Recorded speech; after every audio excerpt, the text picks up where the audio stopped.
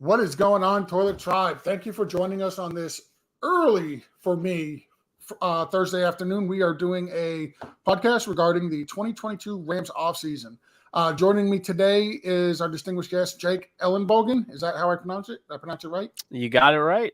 Yeah. Awesome. I'm horrible with names, so the fact I got that right is actually, I impressed myself. We've got Jake here. Jake, why don't you go ahead and introduce yourself, tell everybody about your background, where they can find your work, and all that good stuff. Yeah. So my name is Jake Ellenbogen. I'm 26 years old, and basically right now I'm a sports entertainment content creator. I have multiple shows. I do an MCU show on the entertainment side. I do a Rams show. I have a Rams podcast separately that I do with my co-host Alexis Kraft.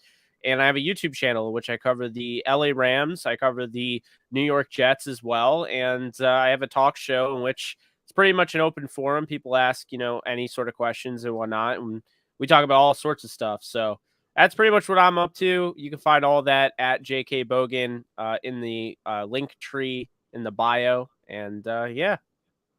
So we're going to jump right in. But before we do, I want to talk a little bit about that MCU. How did you get into doing work for the MCU? Is it just because you're a fan and you wanted to create content for that, or? So I got really heavily into the Marvel Cinematic Universe on another level during the pandemic. I was always really into it, but I actually had the opportunity during this time when I was originally working at my full-time job. I since quit, but when I was working in the call center, there was nobody calling because all these stores were closed and we weren't getting any clients. So I watched the entire Marvel Cinematic Universe from beginning to end in a week, and I just started getting so invested in every little thing. I was watching Emergency Awesome, Everything Always, New Rock Stars, and whatever Marvel content I could get. So I really kind of educated myself because I wasn't a huge comic fan. I was more so, a fan of the movies, and so I just became a huge fan of it. And then I guess over time, I just wanted to cover it. And so I started doing a show exclusively, contractually with Call-In. And I just started doing it. We're on episode 12 next week. And it's basically just anybody can call in anytime. We just talk about Marvel. We talk about the new stuff. Last night, we talked about the TVMA, hopeful TVMA version of The Punisher on Disney Plus, and the Eternals too, and other stuff as well. So it's always fun, and I'm just so I couldn't be happier to be able to talk about my two favorite things, football and the Marvel Cinematic Universe weekly. So I love the old Punisher, and I love Daredevil. Daredevil with the new Kingpin. What's his name that played Kingpin? Vincent D'Onofrio. Vincent D'Onofrio, yes. Yeah. Absolutely fantastic. Those are probably two of my favorite ones that Marvel has done, and the fact that they actually brought both the Daredevil and D'Onofrio back as Kingpin. I'm excited. I really hope that they allow them to continue with the work that they were doing previously, because that was some of the best series I've ever seen. I'm with you there, 100%. Yeah, and then the Punisher, what can you say? I'm hoping it's TVMA. They can't do a TV PG with the Punisher. It was so good, the original series. I tried to get my wife to watch it. She said it was too violent for her, but I absolutely loved it. It's a little violent. I'm not going to sit here and lie. It is. But it was so good. It's fun. And I forget his last name. I almost said Ben Bishop. That guy was a goalie for the Stars. Ben something. He played Bullseye not Bullseye. No. He played Jigsaw or whatever his name is. They had the mask. That guy was so good in that. Ben Barnes? Yes, thank you. I could not remember his name. I kept saying Ben Bishop. It's not Ben Bishop, but that's a goalie, like I said. But yep. No, I was a big fan. Big fan of how he appealed himself in the show.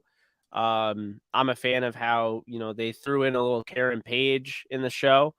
And I like that the Punisher proved that no matter what setting it is for the show, you could get the most out of the show. Yep. So, all right, we could talk MCU all night long, but we're actually going to jump into a little bit of Rams talk. We might come Hey, back to the that's MCU. I don't bread know. and butter. I have to ask. So I sent you the show notes, and most people I assume are just fans of the teams that they actually cover. But I've had quite a few people come on and say actually they're not fans of the teams that they cover. Are you a Rams fan? And if so, how great was last year for you? Oh, I mean, I'm a diehard Rams fan from There you upstate New go. York. So, There you go. yeah, it's like with the Jets, I like the Jets, but the Jets, I didn't grow up, rooting for, on the level of the Rams. So I cover the Jets as another team to cover, a team that's in the AFC. They don't clash. Yep. I have a mini Jets helmet. I had to cover it up because you had the way you have it. Like it doesn't show the Rams helmet, so I had to move this in while we're talking about the Rams because I was like, oh boy, there we go. See, There we go. See, I can fix this. yeah. So I think really when you look at the scope of my fandom, it starts with my father. He wasn't born in LA, but he was born in Poughkeepsie. Moves out to California. He ends up being next door neighbors with Jim Youngblood, who at the time was a middle linebacker for the LA Rams, not related to Jack. Crazy enough, was on the same team as Jack. But yeah, that got him into the Rams. And then obviously he had me at some point down the road. And I mean, I've been raised to be a Rams fan ever since. I mean, I remember, just everything, from whether it was Jamie Martin coming in and then him getting hurt and Scott Covington being a emergency quarterback, even so much so. I remember when Marshall Faulk on Monday Night Football, last game of the year, was an emergency quarterback because they got so banged up at the position. I remember the Steve Smith, double overtime touchdown to beat the Rams in the divisional round. I remember everything. I remember the good. I remember the bad. There was a lot of bad. I mean, we called it the same old sorry ass Rams, the SOSAR, during that whole 15 and 65 or whatever period of time you want to call it. So it's been a lot of fun, because Sean McVay was my handpicked guy. I wanted him. I wanted the Rams to fire Fisher halfway through 2016 and hire Sean McVay. So when they actually hired Sean McVay, I was a kid in a candy store because I told people, I was like, this is the guy. He's 30. I don't care how young he is. I would hire him at 28. I mean, this guy is a football savant. He's the next Belichick, Madden, whatever you want to say. That's what he is. Now, realize that doesn't sound crazy now because he just won a Super Bowl. He's been in 2 already. But then people were like, you're out of your mind. And I was like, no, I assure you I'm not. And then they go out and they get Robert Woods. They go out and they get Andrew Whitworth. They trade for Sammy Watkins. And, you see what they did, drafting Cooper Kupp, drafting John Johnson III, drafting Gerald Everett, drafting Samson Ebukam. And you could tell they're like, all right, this is a different style of drafting, one, and free agency usage too. And so it just felt different. I saw the second game that Sean McVay had in his career when they played the Redskins. Unfortunately, they lost. That had to sting for Sean McVay. But, that team was really good, and they were 4-12 the first year. So just to see what they've done and relating it to, asking me how it was, was it fun or how fun was it? It was an absolute blast last year because when they, similar to the Sean McVay stuff, the whole I told you so with me, Stafford was even worse because I had been saying that if the Rams get Matthew Stafford, they're winning the Super Bowl. I wanted them to get him there's a tweet out there. I think it was like 5 years ago. I wanted Matthew Stafford. And then when they got him, I was on a live stream. The live stream blew up. I had like 1,000 people in it.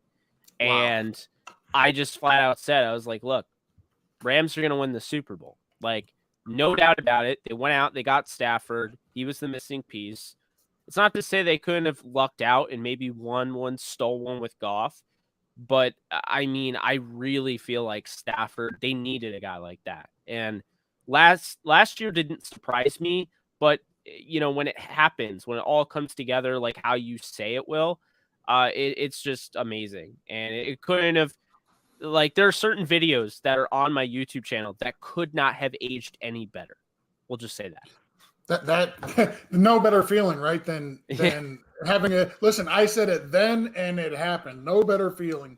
I kind of hope the same thing for my Miami Dolphins. They got Mike McDaniel, who's another head coach. He's one of the coaches that has come from the McVay tree. So, I mean, that's been a pretty damn good tree to come from. All the coaches that have gone out away from McVay and got head coaching jobs have done really well. So I'm kind of hoping, that trend continues down there in Miami. Two questions. Did you go to the parade? And what are your thoughts on that absolutely beautiful Super Bowl ring?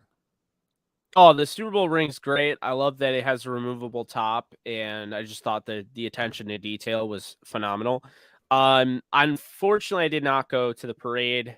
It's really hard for me to fly out to LA. Okay. I try to do it. I didn't know if you're out in LA or not.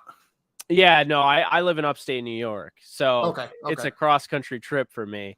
So I try to go, once a year. I still haven't been to SoFi. I was unable to go last year. I did see the Rams when they played the Giants, so I saw that beat down. Yep.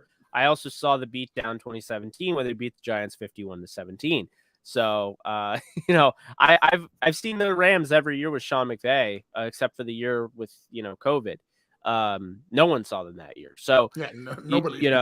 This year we're trying to me and friends and my co-host and family, not all together. That would be an incredibly large party of people, but I'm trying to find ways to see the Rams, whether it be the Kansas City Chiefs game, and since I'm a Kansas Jayhawk fan, head on over to Allen Fieldhouse, check out Kansas basketball in the same weekend as seeing the Rams and Chiefs would be awesome. And then, on top of that, trying to find just a day that works to go to SoFi, because I still have not been there. And I mean, it already feels like the best stadium in the league. So I very much want to go there. Very much so. Just have to make it work. It's from everything I've seen online, it's an absolutely gorgeous stadium. It's absolutely beautiful. Off season, Rams have been pretty busy. They Andrew Whitworth, as you mentioned earlier, he retired. Robert Woods, they traded him. Von Miller left, signed with Buffalo. What do you think about those? I know that they brought some players in to replace them, and we'll get to them in just a minute. But what do you think about those losses? Are those going to be significant? I think Andrew Whitworth probably is going to be the most significant because they brought in other players to backfill. But do you think? Well, I think I've said this a lot. So, if anyone that knows me is watching, they'll know where I'm going with this. But I also don't think that Andrew Whitworth is necessarily done. I wouldn't rule him. I wouldn't rule it out him coming back. I have no knowledge of the sort or anything like that. I don't have any inside knowledge, although he does follow me on Twitter, which is cool. But I don't have any knowledge. I have no idea. But I just have a feeling he will be back. Like if there's an injury, because I hear oftentimes the reason it's such a problem is because it's not that Nopum's bad.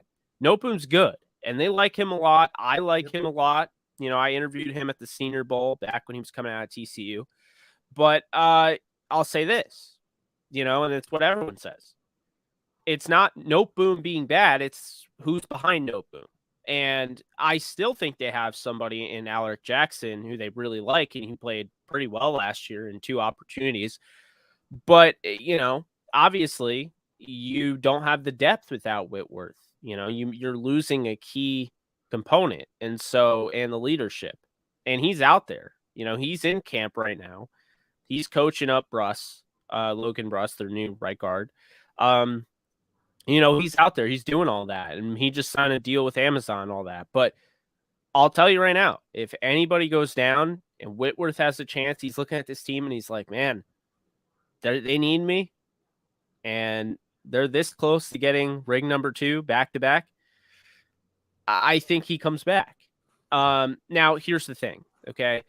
when you're asking me if, they have, losses and whatnot, they do. Anytime you lose a player at the caliber and the level of Von Miller, it is a loss. No doubt about it. And they didn't go out and replace him necessarily. So that's something. But they do have, a nice rotation of pass rushers. Leonard Floyd is still there.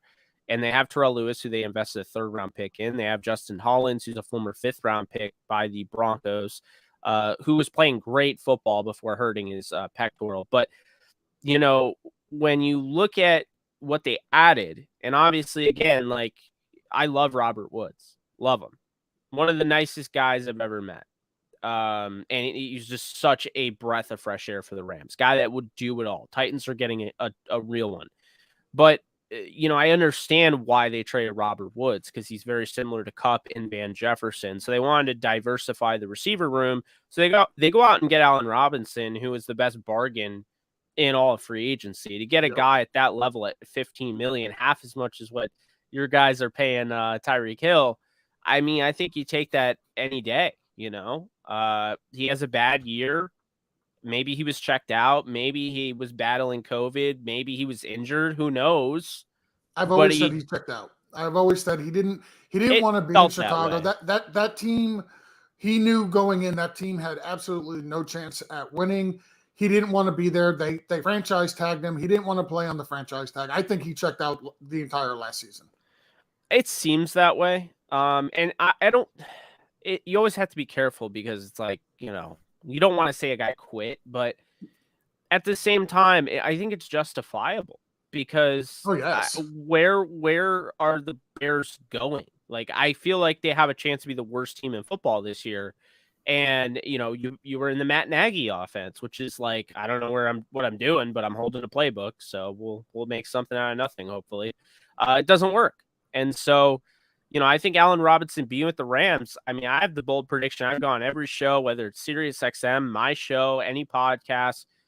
I've been shouting in the heavens. If you have not gotten in on Caesars to bet on Allen Robinson being the leading receiver in the league, leading receiving yards in the league, you're missing out.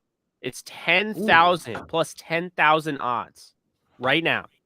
Allen Robinson will lead the NFL in receiving yards, because everyone is going to be so focused on Cooper Kupp, stopping Cooper Kupp, game planning Cooper Kupp, worrying about Cooper Kupp. They're going to forget about Allen Robinson, because, I mean, it's justifiable. Cooper Kupp right now is the best receiver in football. He's the hottest receiver in football. He just won the Triple Crown, which hasn't been done since 2005 with Steve Smith. He just won Super Bowl MVP. Everybody saw that Super Bowl. He probably should have won MVP of the league. We're being honest. He should have. So, I mean, he almost did something that, no one has done before. And to be honest with you, his postseason is unbelievable. 2,400 yards, 22 touchdowns in 21 games, 178 receptions. I mean, I get it. But, there's other guys, and this is what makes the Rams so dangerous. There's other guys around him. And so I think there are going to be teams that go out of their way to neutralize Cooper Kupp, to try to take the ball away from him. And at the end of the day, the Rams will be like, all right, game on. And they'll use, guys like Van Jefferson and Allen Robinson. Allen Robinson is the guy that they have not had. They have not had a guy that can get up there, high point the football, box out defenders like he's going up for a rebound in basketball. And they have not had a guy like that. They've had Torrey Holt go up and high point the football, make contested catches. Not a guy at 6'3", 220 pounds that can be physically imposing, that can bully you. They've never had a guy like Allen Robinson. I mean, the one time they had a guy that was on that size level, like as far as height, was they had Josh Reynolds at 6'3". They also had Brian Quick, I believe, at 6'3", and Kenny Britt at 6'4". But Britt occasionally would do that. Brian Quick occasionally would do that, but none of them would do it as much as, like, when you have Stafford, he had 17 interceptions last year because he just wants to give everybody an opportunity to go up and get the ball.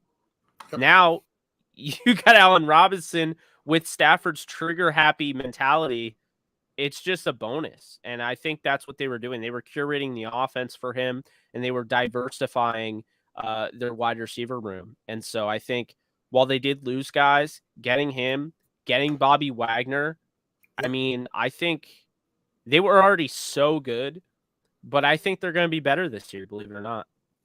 Oh, I absolutely think they're going to be better. Talking about Allen Robinson, he's only 28 years old, so he's still in the middle of his prime. What are the odds OBJ comes back to the Rams? I know that there's always been rumors, and I don't know if it's just a fantasy thing because that's mostly what I do is fantasy. But it seems like within the fantasy community is a lot of people think that OBJ once his ACL is healed up enough to play, at some point he's going to come back to LA to join with Cooper Kupp and Allen Robinson. That feels like the very ideal scenario. I've been told by people who, are close to OBJ, close within the organization. I've been told that OBJ wants to be in LA. He doesn't want to be anywhere else. But if the Rams, push comes to shove and you got a Tim Patrick going down here and, you got a James Washington over here, and I'm sure there's going to be other injuries. The Rams got to hurry up and do this because if they don't, they could lose OBJ. And, I wouldn't rule out a team pushing him to get back quick, not caring about his health, and just pushing him back to get back quicker so they would have that hole filled up and just dealing with it. Whereas I feel like the Rams will let this guy take his time. It's just a matter of finding a deal that makes sense because he is getting up there in age. He's had 2 ACL tears. He's had a broken ankle, I believe. Yep. And he had that shoulder issue. So he's had multiple issues. And keep in mind, I'm talking about maybe my favorite player in the league. But I mean, let's be real here. I mean, he has had injury problems. And so the Rams are looking at this, not even really worried about that, but more so like, okay, he plays in November. Is at the end of November? Is that worth giving him an entire 1-year deal? Like, how do we do this? And so it has to make sense. Like, is it a 2-year deal? Is it a 1-year deal? And it's got to make sense for OBJ because he's got to get paid too. Like, he can't just sit there and take whatever is given to him. What if he gets hurt again? Then he's dead in the water. So, it's got to work for both sides. But I would say the most realistic scenario is he is back with the Rams. I don't see another team being a better fit for him.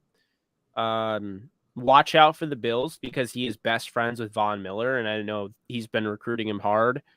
I don't think he'll go to Dallas, and I don't see him going to Denver, but I could definitely see him going to Buffalo because of Von.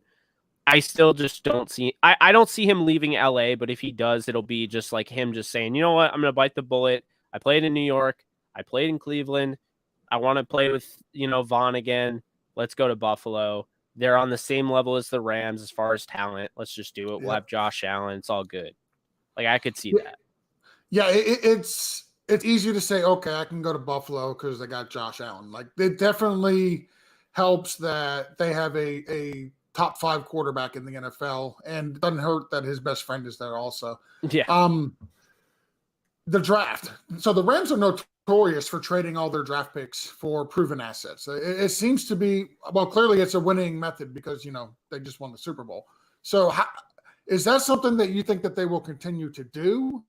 Or do you think eventually they're going to get to the point where instead of trading their picks for proven players, they'll actually invest in the draft? No, it's definitely something they'll continue to do. I'm sure you've heard of FM picks. I'm sure you've probably seen Les Snead wearing the shirt. You know why he wears the shirt? It's because that's not what they're doing. It's not what they're doing. See, the picks have allowed them to do this because later round picks, them hitting on those, if they don't hit on Jordan Fuller in the 6th round, if they don't hit on guys like that, Sebastian Joseph Day, they don't hit on those, then you don't have anything, period. You're not able to do that. And some people would call it the stars and scrubs combination. I don't think that's fair, but that's kind of the thought process that I have right now, is that really the Rams are going to continue doing this because this is them taking advantage of what they believe is the best scouting department in football, their own, finding these guys, getting the most out of them. Their coaching staff is next level, and developing 6th-round picks and then letting them go, not clinging to them, not signing them, and getting compensatory picks to then do it all over again.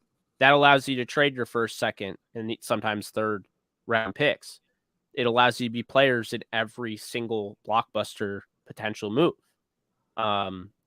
It's why, guys like Brian Burns are potentially on the radar. Not saying, he is, but I'm saying that's a type of guy who he's getting close to his contract year. Maybe he doesn't come back with the Panthers. No one knows where the Panthers are going as far as direction with their franchise.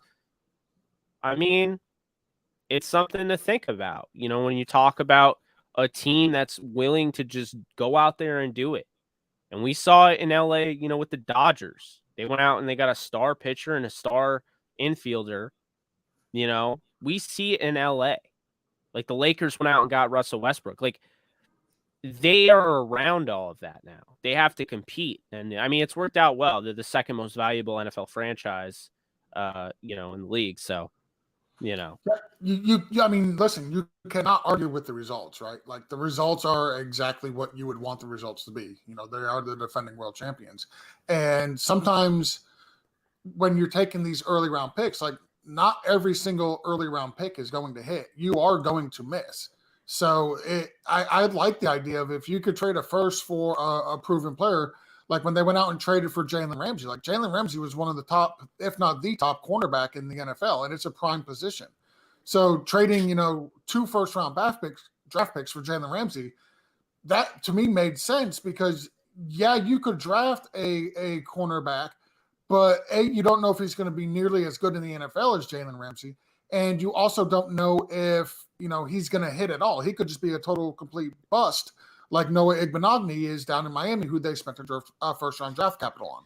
So yeah. It makes sense to trade these early picks for proven players are going to work out, and you don't have to worry about them busting.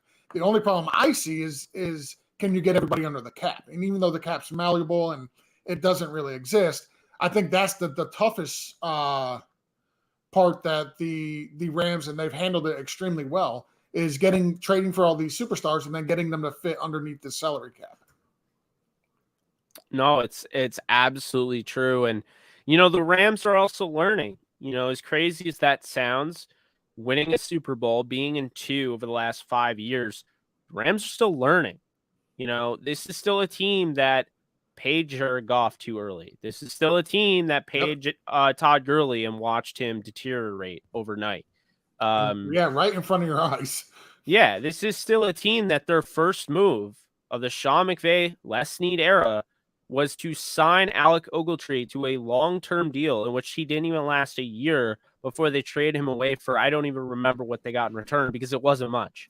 Like that is what we're talking about here, is that this team has continued to learn from their mistakes, and that is what's allowed them to become the elite team that they are, and honestly, a potential dynasty team. When you look at anybody that is going to match up to the Brady, Belichick era Patriots, I'm not saying that this team is going to win as many Super Bowls, but I mean, this would be the team. If you've been waiting for a dynasty to take over the NFL, and I don't know why you would, if you're not a Rams fan, dynasties really aren't good for any sport, but in my opinion, but I mean, this is that dynasty, in my opinion. I think they are really the next dynasty. And I think, when you look at it, going back to the merger, this is the longest there's ever been in between a repeat Super Bowl champion. So it's never taken this long to have a repeat Super Bowl champion.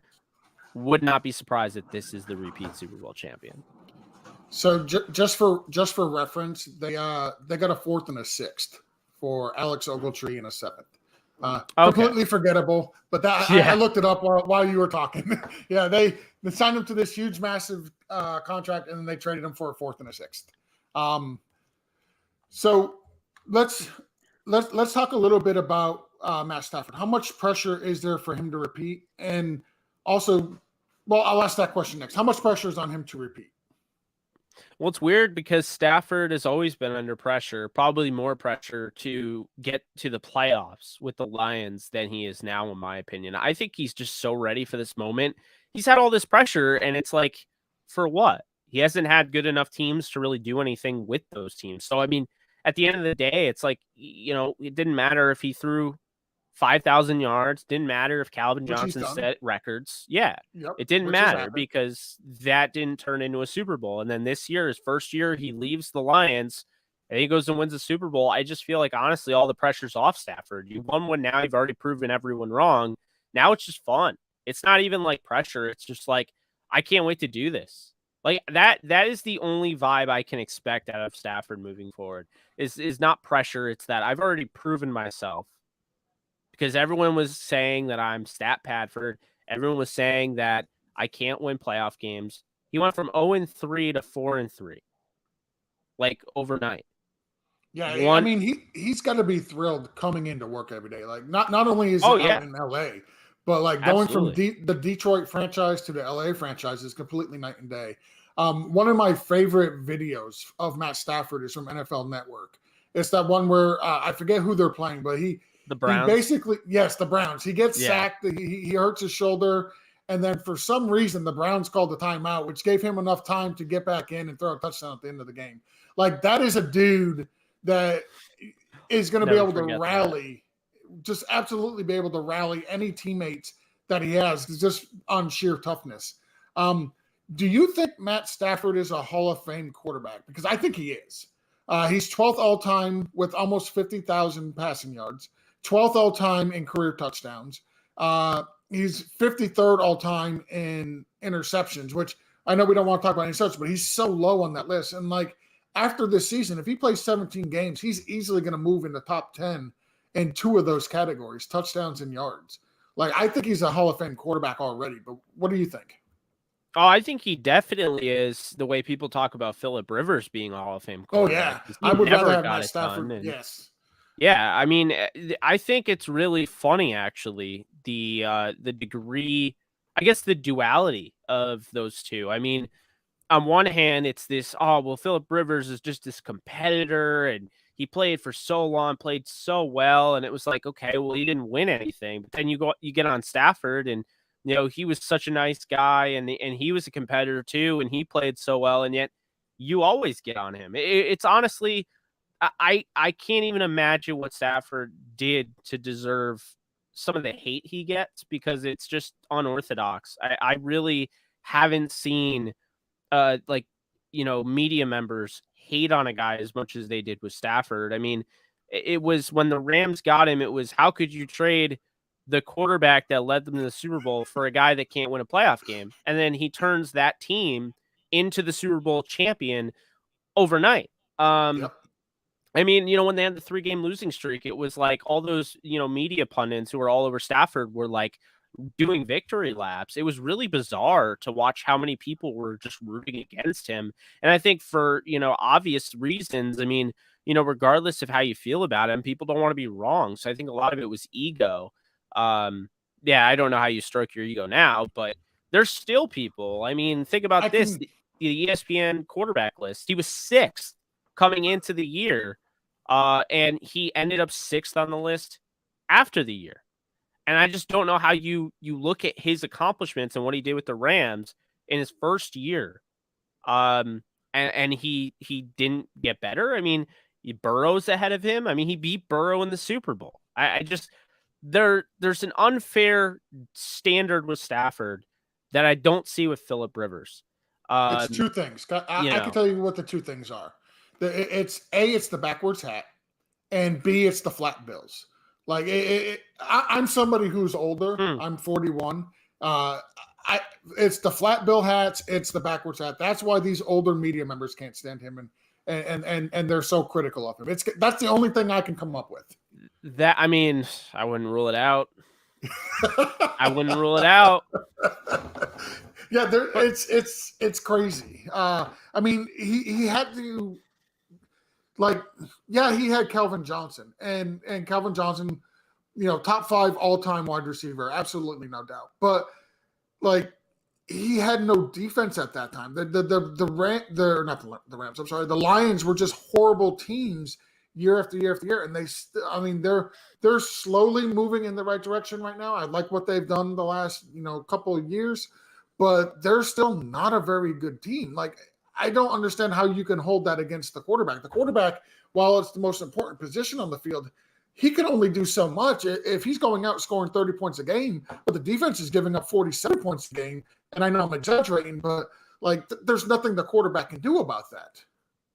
no, you're absolutely right. I mean, I always bring up the perfect example. Everyone brings up playoffs, right? Well, first off, they lost to the Cowboys because they called back a horrible, horrible call that ruined them. And everybody admits that. Even Yep. at the time, Mike Pereira couldn't believe it. He's like, yeah, this is just not a good call. Seattle, his running back was Zach Zenner. So that's enough said there. And Yep. then the Saints game, his first ever playoff game, he didn't throw 4 interceptions. He didn't fumble the ball 4 times. No, he scored 4 times. He threw 3 Yep. touchdowns and ran 1 in. And they lost 45-28. Yeah. Like, I mean, it's not his fault. exactly. And this is where context is needed, because you could just say he's 0-3 in the postseason, but if you realize, like, okay, his best running back in the Seattle game was Zach Zenner. The Cowboys game, he put them in position and they got screwed over by a bad call. In the first game, he dropped 4 touchdowns on the road and his defense gave up 45. I mean, I don't know what you want from the guy. I don't, at that point, I don't know what you want from him. So, yeah, it's always been this weird narrative about him, but he comes to LA, he wins the Super Bowl, and he's just so reserved. It's honestly something I really admire about him. I'm more like raw, I guess. Like, if I was that good, I'd let people know it. But you know, He's a yeah, humble but I guy. mean, He really is. yeah, I wouldn't be like a jerk about it, but I'd be a little bit more open. Like, he's so reserved, man. You could tell he loves his teammates, he loves his coaches, and he loves his family and his friends. And that's really it. Like, he loves football, but like he isn't like overly like always in the media, always wanting to talk, saying corny stuff like Russell Wilson. Like, he just keeps it to himself at the end of the day. It's when he does interviews, it's just very rare. And I don't know. It's just like, it's something I like about him, because he's just not your stereotypical pretty boy, face of the franchise quarterback that we've come to, see. But then again, I mean, I wouldn't call Burrow a pretty boy, at the end of the day. I think Burrow has some ego to him. He does. He's got some moxie to him for sure. But at the same time, I feel like he is humble. Justin Herbert is the definition of humble. That guy leads by example. Tom Brady, over the course of his career, has gotten more loud and more, like, energetic.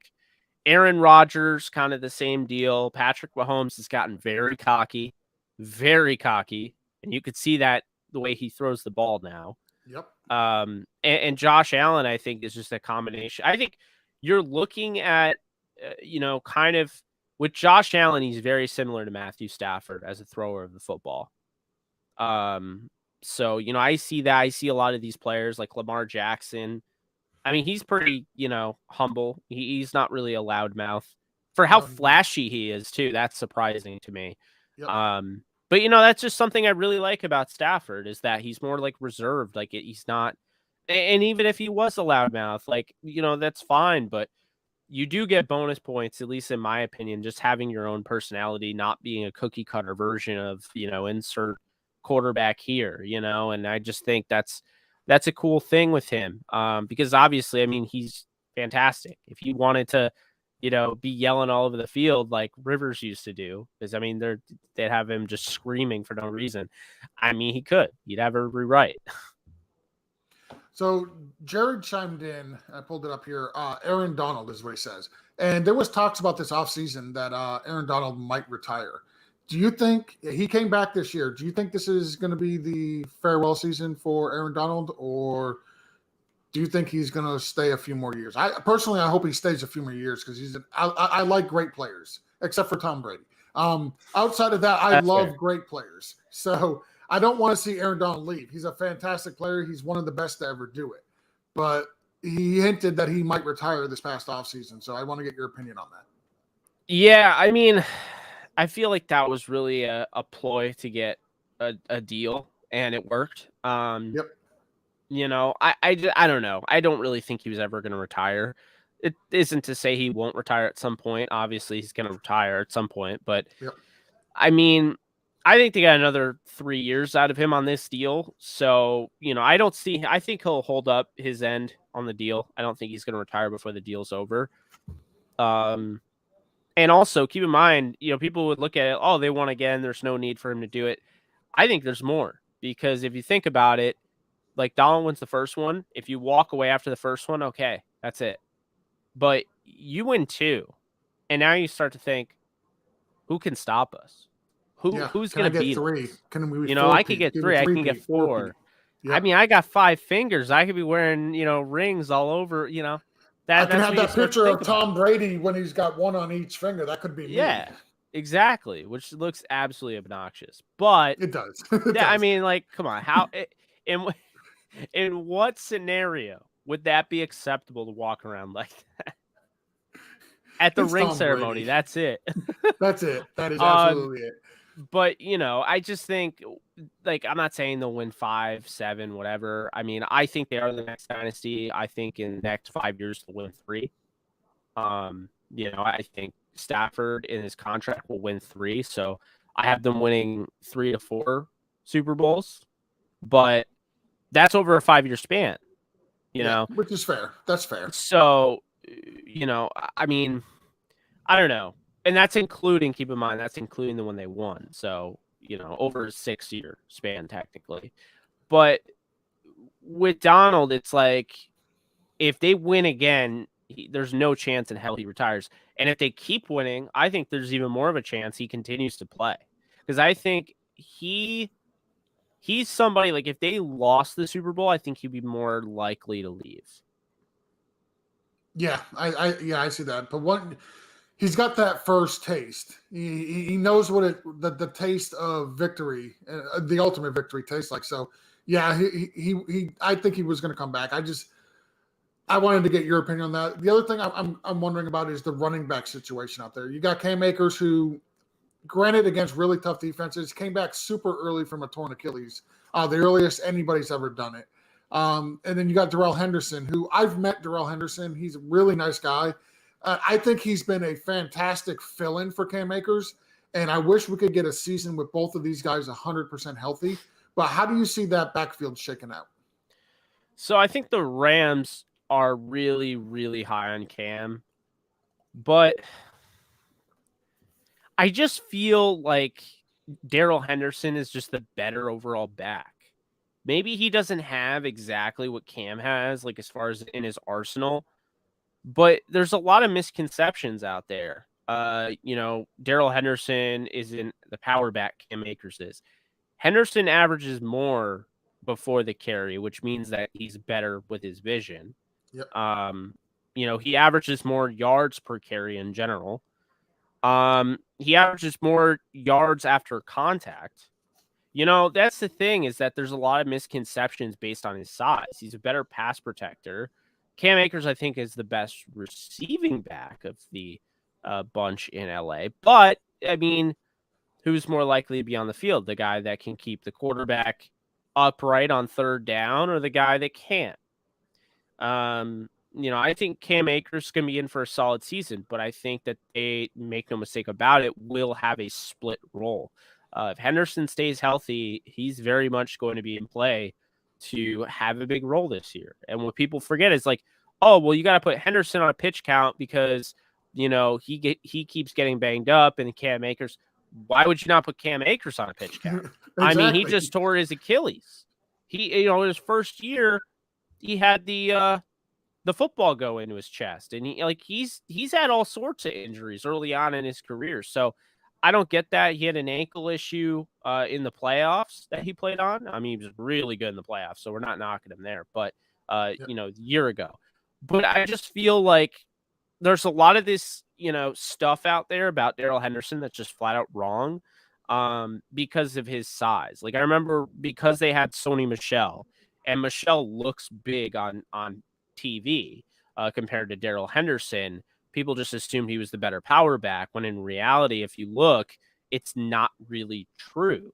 Daryl Henderson averaged more yards after contact. People just took certain plays, or were in the moment and would give this guy the hassle. And he's just been a guy that can do no right, essentially. I mean, they do not win the Super Bowl without Daryl Henderson. His 4 catches for over 40 yards in the Super Bowl was imperative for them to even be in the position, moving the chains on multiple occasions, playing on a high ankle sprain. The fact he was able to be that effective on a high ankle sprain is just not talked about enough, and it's not fair.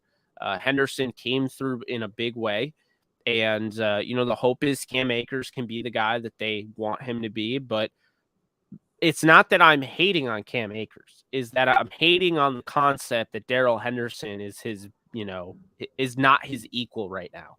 I mean, I think Daryl Henderson at the very least should be considered on the same level as Akers, if not higher, because Akers has not been as consistent as Daryl Henderson. Daryl Henderson's been the most consistent back currently on the roster, and he was the most consistent back on the roster last year.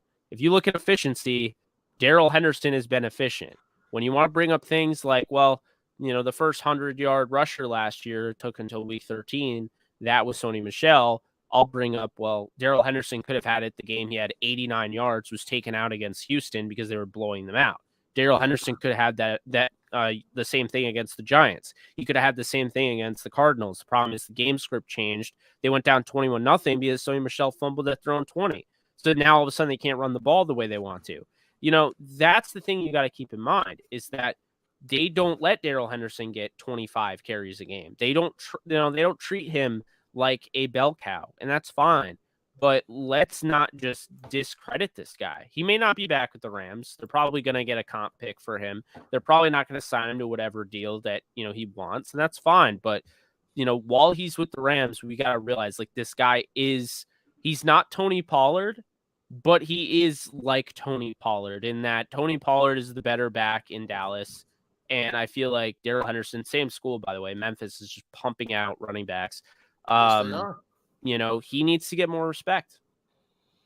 Yeah, I'm a big Daryl Henderson guy. I met him down in Dallas. They were doing Ezekiel Elliott and Tony Romo's SportsCon event, and I got to meet him. And he's just his rookie season, generally just an absolutely nice guy. He is a smaller guy. I'm not going to sugarcoat that. I'm 6'2", almost 300 pounds. I'm 5'8", so we're the same size. So he is a smaller guy, but I mean, absolutely a nice guy. And I'm a big fan of his. I cheer for him generally. I mentioned earlier, I do mostly fantasy. I like having him on my fantasy teams because he does. He absolutely produces every time he's given the opportunity. And I agree, it's going to be more of a split in LA than what people realize. I mean, when the coach comes out and says, I got 2 starting running backs, I believe McVay. I don't think he's just doing any type of coach speak or anything like that. He genuinely believes that, and that's how he'll use them. Well, and then the premium touches too, which I didn't bring up. The goal line. That's what I care about in fantasy. Yep. Because here's the thing. This is the nature of the beast. If you run for 60 yards on 2 carries, congrats, you're averaging 30 a carry. You got me 6 fantasy points. If the other guy scores and he just takes 1 carry in for the end zone, and that's his entire stat line.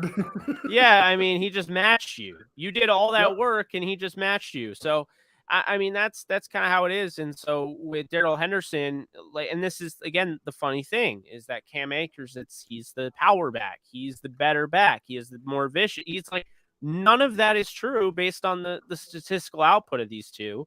And on top of that, what I will say is that the touchdowns, Cam Akers does not have the nose for the end zone like Henderson does. And furthermore, Cam Akers has fumbled twice in the red zone, whereas Daryl Henderson has not fumbled in the NFL, in his career. So knocking on wood on that. But so I want to ask you about NFL wide receiver tandems, and I think I know where you're going to put these two, and it's rightfully so.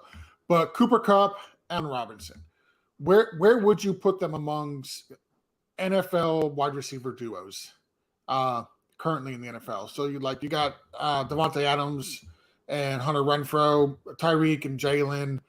Where would you put Cooper Kupp and Allen Robinson on the hierarchy of where they would be currently in the NFL? Well, it's a great question because you have to look at it like this. If you're taking Allen Robinson, Cooper Kupp, you have to match him up against the other teams that you think are contenders. And it's like, would you rather have Mike Evans and Chris Godwin or Cooper Kupp and Allen Robinson? I think there's an argument for the Tampa Bay, duo long term, because Godwin's younger. But I would still take Allen Robinson and Cooper Kupp. I think Cooper Kupp's better than both of them, and Allen Robinson's better than both of them when fully healthy.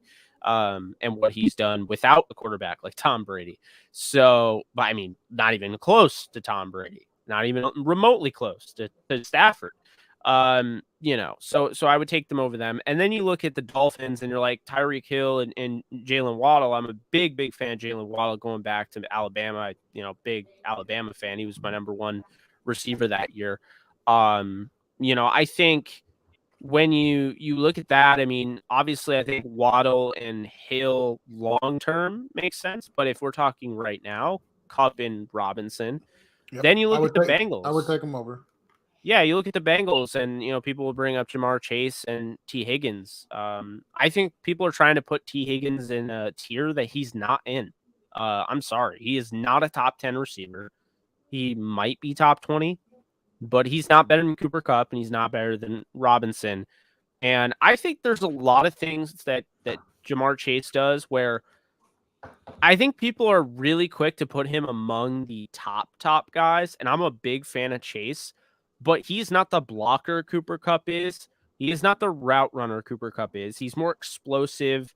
Like, he's a better athlete, but I still think Cooper Kupp's ahead of him. So that's why I would take those guys. Then you look at Justin Jefferson and Adam Thielen. I feel like this is probably the best comparison that you're going to get between Kupp and Robinson. And in some cases, you could take Justin Jefferson and Adam Thielen. Thielen is a phenomenal route runner, probably one of the most underrated receivers in football. And you look at Justin Jefferson, you got the youth with Justin Jefferson. So long term, you're definitely taking this. But on top of that, this guy has only gotten better in 2 seasons. He went from 1,300 to 1,600 yards. He was second behind Kupp. And he had, let's be honest here. He didn't have an offensive genius helping him get him opportunities, right? So I feel like that's the closest I would go there. The Vikings, I mean, maybe I'm missing something, but Devontae Adams and Renfrow, it's a really good duo, but I just don't think they're on the level of Kupp and Robinson, at least on the level that I believe Robinson's going to play at this year, what I believe he is going into 2022. So I think it really is between the Vikings, and then, I mean, that really has to be it because I've kind of soured a little bit on DK Metcalf. I feel like he's still a really good receiver, but that astronomical ceiling that I had for him, and he's still young, but the astronomically high ceiling that I had for him that I thought he was going to hit, I no longer think he's going to hit. He doesn't have Russell Wilson anymore. And, furthermore, I just haven't been super impressed with him. Like, I felt like he was going places to like the top-notch receiver in the league. And now I feel like he'll be like top 10 peak. And that was not where I expected. And Tyler Lockett's great. But, I just think when you look at all the receivers, I mean, the Bills are intriguing. We'll see what Gabe Davis does, but I wouldn't take Diggs and Davis over Kupp and Robinson. Those two are not in that conversation. I love Diggs. So Gabe Davis, I'm not as high on him as a lot of people are.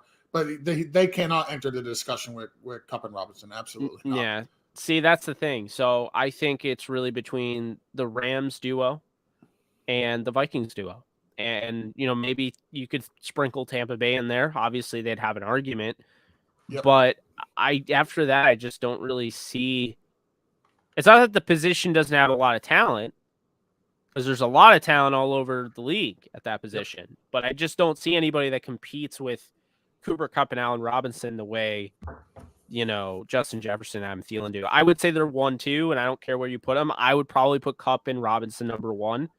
And I'd probably put Thielen and Jefferson number 2. Cannot argue with that. It's a fair. I would have him definitely in the top 5. Top 2, you made a case for it. Absolutely. I got one more question before I get you out of here. What are the biggest concerns you have for the Rams heading into the 2022 season? I know that they have one of the most difficult schedules, as most Super Bowl champions do. So what are your concerns outside of maybe possibly the schedule that you see for the Rams in 2022? Well, I always have the injury concern, right? I mean, let's just go through that's it. Every team has that. Stafford, he's had plenty of injuries. He has the tendonitis. I'm not worried about Stafford's injuries, but you always have the concern is that, this guy has just banged himself up so much. One of these days, you have to imagine it's going to come crumbling down, and his body is just not going to be able to withstand anything else. But you have that. Then you have Daryl Henderson, who's been injured. You have Kyron Williams, who you drafted, coming off a broken foot. You got Cam Akers, who's coming off a torn Achilles. You got Van Jefferson, who had a knee procedure. You got Cooper Kupp, who's torn his ACL. Allen Robinson, I believe, has had an ACL tear in his career. Then you look at Tyler Higbee. You missed him in the Super Bowl. He had an injury. Bryson Hopkins has been banged up. Then you look at the offensive line. Noboom's been hurt. Havenstein's been hurt. Brian Allen's been hurt. Edwards has been hurt. So then you go to the defense, and you're like, well, Aaron Donald hasn't been hurt. He's never missed a game, for injury. He held out, but he's never missed a game due to injury. So knock on wood there. You're hoping this isn't the year, because that would really derail a lot. Ashawn has dealt with injuries. Greg Gaines has dealt with injuries. Floyd has dealt with injuries. Justin Hollins was playing really good ball. He gets hurt week 3 last year. He's dealing with injuries. Terrell Lewis is injured. Then you look at, Wagner stayed relatively healthy. So you're worried about the whole Donald effect where, is this the year where he gets hurt? Ernest Jones has dealt with some stuff. Then you look at Jalen Ramsey. I think that when you look at this squad, and obviously Jordan Fuller coming off a season-ending ankle fracture, there's so many injuries. I mean, Terrell Burgess, I believe, fractured his leg his rookie year. Taylor Rapp has just been injured all the time. The Rams have a very injury-prone roster. That is what I will say. If you're looking at the history of all these guys, I'm fairly optimistic about this team. I'm normally going to give you everything that's really good about this team, but you asked what I'm concerned about. It has nothing to do with the play. They have the talent. They're the best team in football.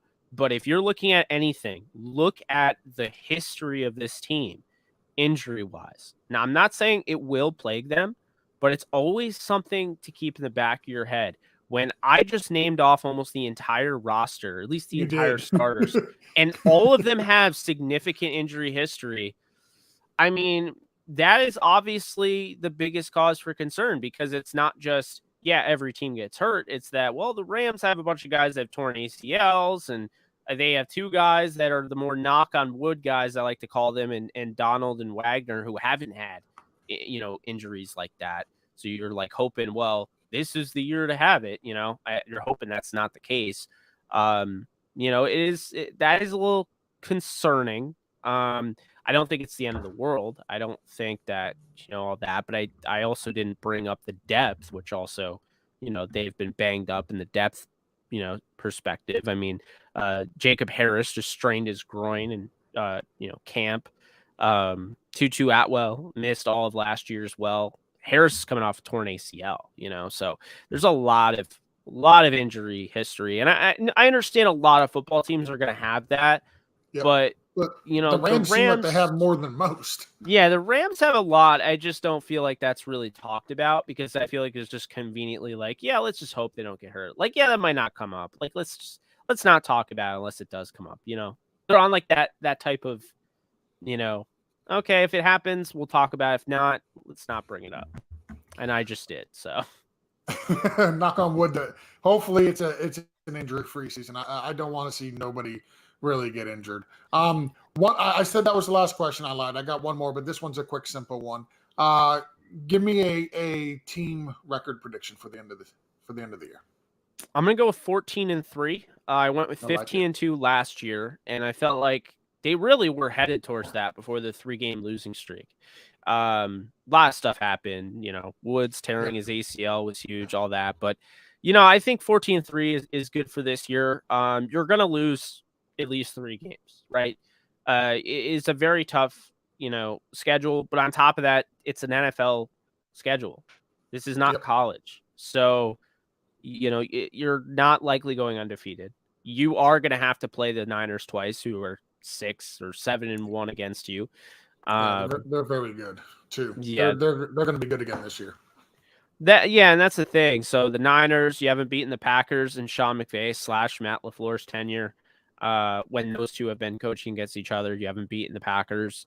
You dominate Tampa, so I don't know why everyone is up Tampa's ass essentially about why they're going to be so good. They can't beat the Rams. It's Tom Brady. But against McVay, he's 0-3 when he's been with Tampa Bay. So I don't know, but the NFC isn't a big issue to me. It's really about the AFC. When you look at losses on the schedule, it could very well all be on the AFC side. First off, you open up the season against Buffalo. That's not a guaranteed win. That is my Super Bowl. So I have Super Bowl 56 being the Rams and Bills. So them playing week 1 is insane. One of these teams is going to be 0-1. Isn't that crazy? I feel like these teams could be the last teams standing at the end of the year. And one of these teams, as a Dolphins fan, I'll be cheering for the Rams for that game. Yeah. One of these teams is going to start off 0-1, though. It's crazy. But yeah, you have that. You have the Raiders, who are being heavily underrated. I think they're the best team in the AFC West. You got the Broncos, who, they're better now. You got the Chiefs, of course. You always have to worry about the Chiefs. Last time the Rams played the Chiefs, it went to 54-51, one of the greatest games ever played, Monday Night Football. Goff versus Mahomes, crazy. Time really flies. Things really change. And then the Chargers, which that's going to be massive. That is at your home stadium. It's considered a Chargers home game too, so you don't want to lose that game. So I think those are the games that I have circled. The AFC games, the Niners games. I think when you look at Seattle, for instance. The Rams have Seattle's number, so they're good there. I think Arizona is going to be terrible this year. I really do. No one's going to see it coming, but I really don't think Arizona is going to be good. So I think that, they can sweep them there. So then you have, the Niners, which I think they'll probably split a game. Then you look at those 4 teams in the AFC West. You have the Buffalo Bills. That's, 6 games right there. And that's not including the Packers. I just really have, high hopes for this team. And I think when you look at what they've done, you think about how they've curated the offense for Stafford, and you think about, essentially this defense didn't lose their defensive coordinator like they did the year prior, with Brandon Staley. They're going to keep Raheem Morris. I just think there's a lot that's going right for the Rams as long as they stay away from the injury bug. There's no reason why having Stafford in year 2, they can't repeat. Yeah, no, I absolutely agree. And to me, they are the excuse me. And to me, they are the best team in the NFC, top to bottom. By far, they're the best team, and I think the Bills, top to bottom, are the most complete and best team in the AFC. So having those two as your Super Bowl prediction, it's very well likely to happen. And I'll be glad that we'll get to see it twice next year. This coming season, I should say. Once week 1 and then once again in the Super Bowl. I want to give a shout out real quick to Michael Myers and Spider-Man. I see them back there watching us. Thanks, guys, for tuning in. And Jake, if you don't mind, we're going to go ahead and wrap this up. Why don't you go ahead and take this opportunity again, plug all your stuff, and then we'll wrap it up and get out of here. Yeah, no, I really appreciate you having me on. It's been a lot of fun. I love going on shows, so I appreciate you reaching out to me. But yeah, I mean, I'll just keep it simple. If you guys want to check out my content, it's in the link tree, link in the bio on my Twitter at Jake Bogan. And you can find, I got an MCU show I do every Wednesday at 9:30 p.m. Eastern time. You can stop in. I take calls and you can be part of the show. So if you want to ever talk MCU, that's the outlet, man. If you're more than welcome to come on, anybody is more than welcome to come on.